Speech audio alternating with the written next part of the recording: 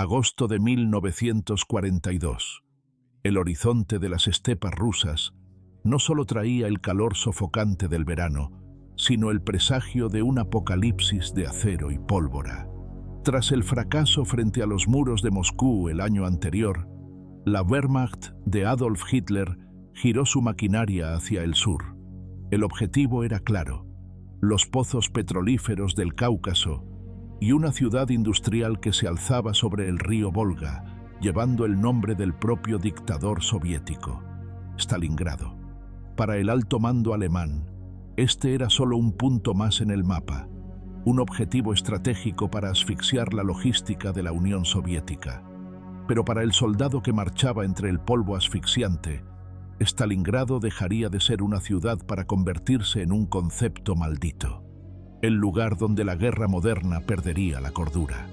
Lo que comenzó como una ofensiva brillante de blindados y supremacía aérea estaba a punto de transformarse en una carnicería humana sin precedentes. En este vídeo veremos cómo la Blitzkrieg, la guerra relámpago que había puesto a Europa de rodillas, colisionó contra una muralla de escombros, sangre y una determinación fanática. Estamos en las puertas del infierno, a punto de presenciar el combate urbano más letal jamás registrado, donde la vida de un hombre no se medía en días, sino en horas. Bienvenidos al inicio del fin. Bienvenidos a Stalingrado.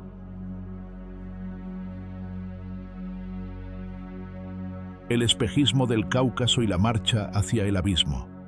Para comprender el desastre de Stalingrado, debemos alejarnos del frente y situarnos en las frías salas de mando del Wolfschanz, la guarida del lobo. Al comenzar 1942, la Wehrmacht ya no era la fuerza imbatible que había cruzado la frontera polaca en 1939.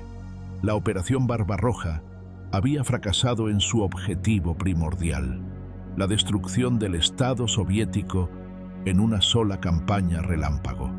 El invierno de 1941, frente a los muros de Moscú, no solo había congelado los motores de los Panzers, sino que había quebrado el mito de la invencibilidad aria. Adolf Hitler, cada vez más desconfiado de su Estado Mayor, tomó el mando directo de las operaciones terrestres. Su diagnóstico era puramente económico y obsesivo. Alemania no podía ganar una guerra de desgaste contra el gigante angloamericano y la reserva inagotable de hombres de Stalin sin recursos energéticos. El petróleo era el combustible del destino. Si no consigo el petróleo de Maikop y Grozny, tendré que liquidar la guerra, confesó a sus generales. Así nació la Directiva 41, el plan para la Operación Azul, Vollblau. El objetivo era un movimiento de pinza colosal, el Grupo de Ejércitos. Marcharía hacia las cumbres del Cáucaso para tomar Bakú, mientras que el Grupo de Ejércitos B avanzaría hacia el río Volga para establecer una barrera defensiva y capturar el nodo industrial de Stalingrado. En el centro de esta tormenta se encontraba el Sexto Ejército alemán. Era, sin lugar a dudas, la unidad más poderosa y prestigiosa de la Wehrmacht en ese momento. Una masa de maniobra compuesta por cerca de 300.000 hombres, apoyada por el Cuarto Ejército Panzer y la Luftflotte 4. Al mando de esta fuerza colosal estaba el general Friedrich Paulus.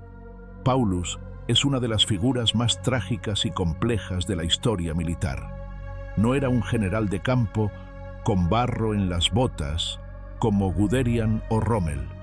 Paulus era un brillante oficial de Estado Mayor, un técnico de la logística que prefería los gráficos y las tablas de suministros al caos de la línea de fuego. Era un hombre de una elegancia aristocrática, extremadamente culto, pero con una debilidad fatal: su obediencia ciega a Hitler. Nunca había comandado un ejército de este tamaño en combate directo, y su carácter meticuloso, rozando la indecisión, sería puesto a prueba en una guerra que no entendía de manuales. El 28 de junio de 1942, la ofensiva comenzó. Durante las primeras semanas, El mundo creyó estar presenciando el golpe de gracia a la Unión Soviética. A través de las estepas infinitas del Don, las divisiones Panzer avanzaban con una gracia letal. El terreno, llano y seco como un tablero de ajedrez, permitía que la Blitzkrieg funcionara en su máxima expresión. Los soldados alemanes, los Lancer, avanzaban bajo un sol abrasador de julio, cubiertos por una capa de polvo fino que penetraba en sus pulmones y en los mecanismos de sus armas.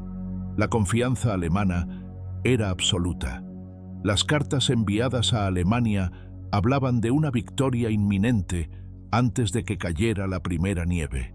La resistencia soviética parecía desmoronarse. Divisiones enteras del Ejército Rojo eran cercadas y destruidas en bolsas menores. Sin embargo, algo era diferente. A diferencia de 1941, los soviéticos estaban aprendiendo. Bajo las órdenes del general Zhukov, las tropas rusas empezaron a ejecutar retiradas elásticas, evitando los grandes cercos que habían diezmado sus filas el año anterior. Estaban cediendo espacio para ganar tiempo, retrocediendo hacia el último gran obstáculo natural antes de los Urales, el río Volga. Mientras los alemanes celebraban sus avances, en el Kremlin, Iósif Stalin vivía sus horas más oscuras. La caída de Rostov del Don, la puerta del Cáucaso, fue vista como una traición. Stalin comprendió que si Stalingrado caía, la Unión Soviética quedaría partida en dos. El Volga era la arteria por la cual fluían los suministros de préstamo y arriendo desde Irán y el petróleo desde el sur. Sin el Volga, Rusia moriría de hambre y falta de combustible. El 28 de julio de 1942, Stalin emitió la orden que cambiaría el carácter de la guerra, la Directiva 227, conocida mundialmente por su lema «Ni un paso atrás».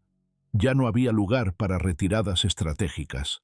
Cualquier oficial que ordenara un repliegue sin autorización superior sería enviado a batallones de castigo para realizar misiones suicidas o ejecutado sumariamente.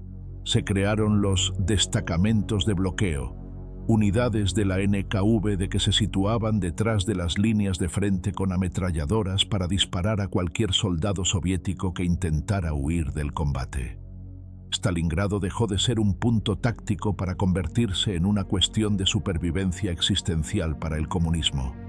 A medida que Paulus se acercaba al Volga, Hitler cometió un error que los historiadores militares aún debaten hoy. Cegado por los éxitos iniciales, decidió dividir sus fuerzas. En un arrebato de impaciencia, desvió recursos del Grupo B hacia el Grupo A y viceversa, desperdiciando combustible precioso en movimientos de ida y vuelta. Más grave aún, Hitler se obsesionó con el nombre de la ciudad. Stalingrado ya no era solo un objetivo para cortar el tráfico fluvial, era el trofeo personal que quería arrebatarle a su archienemigo. Paulus, que ya sufría de tics nerviosos debido al estrés de la logística estirada al máximo, veía cómo sus líneas de suministro se extendían por miles de kilómetros de estepa desolada. Cada litro de gasolina y cada caja de municiones de 88 milímetros debía recorrer una distancia equivalente a cruzar toda Europa. La Wehrmacht estaba llegando al límite de su capacidad elástica. El clímax de esta marcha hacia el abismo ocurrió el 23 de agosto de 1942. Fue el día en que la guerra moderna mostró su rostro más aterrador. La Luftflotte 4, bajo el mando del general von Richthofen, primo del famoso Barón Rojo, lanzó un ataque aéreo masivo sobre Stalingrado. Más de 600 bombarderos Heinkel y Stukas realizaron oleada tras oleada durante horas. No fue un bombardeo estratégico, fue un bombardeo de aniquilación psicológica. Las bombas incendiarias convirtieron los edificios residenciales de madera en piras funerarias. Los depósitos de petróleo en las orillas del Volga fueron alcanzados, vertiendo ríos de fuego líquido en las aguas del río, creando la ilusión apocalíptica de que el agua misma estaba ardiendo. Más de 40.000 civiles murieron en esa sola jornada. La ciudad, que era un centro industrial moderno de arquitectura constructivista, fue reducida a un esqueleto de ladrillos y hierro retorcido. Esa noche, los Panzer de la 16ª División Blindada alcanzaron el Volga en el suburbio norte de Rynok. Los soldados alemanes miraron la ciudad envuelta en llamas y creyeron que el trabajo estaba hecho. Hitler, eufórico, anunció al mundo que Stalingrado sería capturada en pocos días. Pero lo que no sabían era que, entre las montañas de escombros y el humo asfixiante, miles de soldados soviéticos y civiles armados estaban emergiendo de los sótanos. El bombardeo alemán había hecho un favor involuntario a los defensores. Las calles estaban bloqueadas para los tanques y cada ruina se había convertido en un nido de ametralladoras. Paulus y su 6º ejército acababan de cruzar el umbral. Estaban en las puertas del infierno y las reglas de la guerra que conocían estaban a punto de ser incineradas para siempre.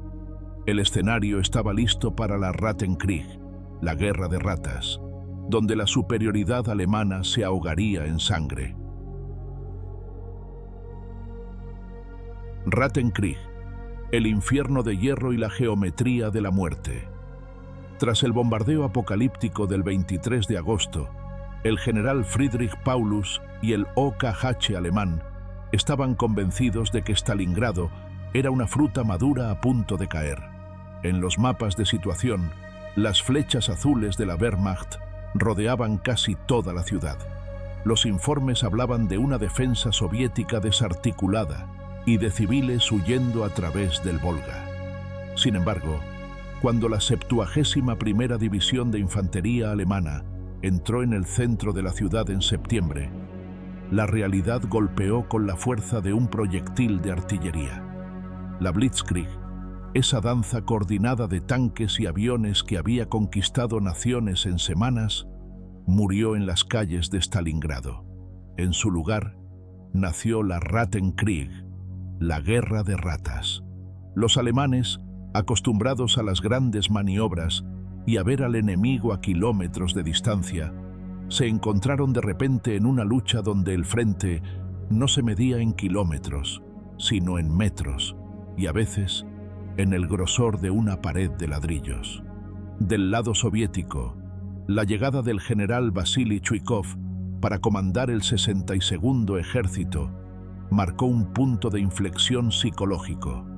Chuikov no era un hombre de sutilezas, era un oficial rudo, de manos grandes y temperamento volcánico, que entendía que para detener a los alemanes debía privarles de su mayor ventaja, la tecnología. Chuikov analizó el campo de batalla y emitió una orden que se convertiría en la pesadilla de la Wehrmacht: abrazad al enemigo. La táctica consistía en mantener las líneas de defensa soviéticas a una distancia de lanzamiento de granada de las posiciones alemanas. A veces, la distancia era de apenas 15 metros. Esta proximidad neutralizaba a la temida Luftwaffe y a la artillería pesada alemana. Los pilotos de los Stukas no podían bombardear a los rusos sin el riesgo casi seguro de masacrar a sus propios soldados. Stalingrado se convirtió en una lucha de infantería pura, un duelo de voluntades donde el acero alemán se enfrentaba a la tenacidad de hormigón del soldado soviético. Uno de los primeros escenarios de esta brutalidad fue el silo de granos en el sur de la ciudad. Esta inmensa estructura de hormigón armado se alzaba como una fortaleza medieval sobre los escombros. Durante días, un puñado de infantes de marina soviéticos, cubiertos de polvo de trigo y pólvora, defendieron el silo piso por piso. Los alemanes lanzaron ataques frontales apoyados por cañones de 88 milímetros, pero los defensores se movían a través de los conductos de ventilación y los huecos de los elevadores, apareciendo donde menos se les esperaba. El humo del grano quemándose creaba una atmósfera ácida que corroía los ojos y los pulmones. Cuando el silo finalmente cayó tras días de asedio, los alemanes quedaron en shock al descubrir que habían sido contenidos por apenas 50 hombres exhaustos. Fue en ese momento cuando el mando alemán comprendió que capturar Stalingrado no sería un desfile, sino una cirugía sin anestesia. Si el silo fue el símbolo de la resistencia inicial, el Mamayev Kurgan se convirtió en el epicentro del dolor. Esta colina, el punto más alto de la ciudad, ofrecía una vista total del Volga y de las rutas de suministro soviéticas. Para ambos bandos, controlar la Cota 102 era vital. La lucha por el Kurgan fue tan intensa que la fisonomía de la colina cambió para siempre. La nieve que caía se derretía antes de tocar el suelo debido al calor constante de las explosiones. Se calcula que el suelo de la colina contenía entre 500 y 1000 fragmentos de metralla por metro cuadrado. Los soldados luchaban en las laderas entre los restos descompuestos de sus compañeros, ya que era imposible enterrar a los muertos bajo el fuego constante. La colina cambió de manos docenas de veces. Tomar la cima por la mañana no garantizaba estar vivo para ver el atardecer. La Rattenkrieg obligó a una evolución táctica brutal. El combate se volvió vertical. En un edificio de 4 pisos, los alemanes podían controlar el segundo y el tercero, mientras los soviéticos resistían en el sótano y el ático. Se perforaban techos para dejar caer granadas. Se dinamitaban paredes para crear pasillos internos que evitaran las calles barridas por ametralladoras. En este escenario, el arma reina no fue el rifle Mauser de largo alcance, sino la subfusil PPSH-41 soviética con su cargador de tambor de 71 disparos, ideal para limpiar habitaciones en ráfagas cortas. Pero la herramienta más temida en los túneles y sótanos era la pala de trinchera. Afilada como una cuchilla, la pala se convirtió en el arma preferida para el combate cuerpo a cuerpo silencioso. En el silencio de la noche, el choque del metal contra el hueso era el único sonido que precedía a la muerte en los pasillos de Stalingrado. En el centro de la ciudad, un edificio de apartamentos de 4 plantas se convirtió en una leyenda de la resistencia, la casa de Pavlov. El sargento Yakov Pavlov y un pequeño grupo multiétnico de soldados fortificaron este edificio que dominaba una plaza estratégica. Crearon una red de comunicaciones subterráneas, instalaron nidos de ametralladoras en cada ángulo y colocaron francotiradores en los pisos superiores. Durante 58 días, los alemanes lanzaron ataques diarios con tanques e infantería. Los defensores usaron rifles antitanque para disparar a la parte superior de los Panzers desde las ventanas, aprovechando el blindaje más delgado. Se dice que en los mapas de Paulus, la casa de Pavlov estaba marcada como una fortaleza. Los soviéticos bromearon después de la guerra diciendo que los alemanes perdieron más hombres tratando de tomar esa casa que en la conquista de París. Stalingrado fue el paraíso y el infierno de los francotiradores. Los escombros infinitos proporcionaban escondites perfectos. Francotiradores como Vasily Zaitsev se convirtieron en figuras míticas. Zaitsev, un cazador de los Urales, no solo eliminaba oficiales, destruía el moral de la Wehrmacht. El miedo a la muerte invisible paralizaba a las tropas alemanas. Un soldado no podía asomarse por una ventana o salir a buscar agua sin el riesgo de que una bala de 7,62 milímetros terminara con su vida. El mando alemán, desesperado, supuestamente envió a su mejor instructor, el mayor König, para cazar a Zaitsev. Aunque la existencia de este duelo es debatida por los historiadores, el impacto psicológico de los francotiradores fue innegable. Convirtieron cada calle en un corredor de ejecuciones. Hacia octubre, la batalla se trasladó al norte, al distrito industrial. Aquí, las proporciones del horror se volvieron industriales. La fábrica de tractores Yerchinsky, la fábrica de cañones Barricadas y la planta metalúrgica Octubre Rojo eran inmensos complejos de hormigón y acero. Dentro de estas naves industriales, la lucha era dantesca. Los tanques T-34 salían de las líneas de montaje sin pintar y eran conducidos directamente al combate por los propios obreros de la fábrica. A veces, sin miras telescópicas, disparando a quemarropa contra la infantería alemana que ya estaba dentro de las instalaciones. El ruido era insoportable. El eco de los disparos amplificado por las estructuras metálicas y el rugido de la artillería creaban un caos sensorial que llevaba a los hombres a la locura. Durante todo este tiempo, el 62º ejército de Chuikov dependía de un hilo de vida, el río Volga. Todas las noches, bajo el fuego de la artillería alemana, barcazas y botes cruzaban el río desde la orilla este cargados de refuerzos y suministros. Muchos barcos eran hundidos antes de tocar tierra, y miles de jóvenes reclutas soviéticos murieron ahogados o ametrallados en el agua helada. La esperanza de vida de un soldado recién llegado a la orilla occidental era de menos de 24 horas. Sin embargo, el flujo nunca se detuvo.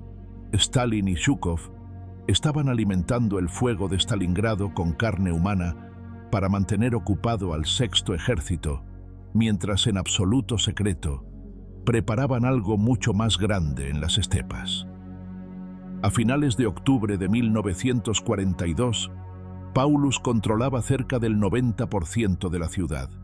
Había llegado al Volga en varios puntos, dividiendo a los defensores en pequeños bolsillos aislados.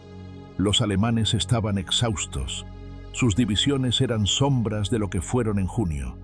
Pero Hitler, desde su cuartel de invierno, exigía el último esfuerzo.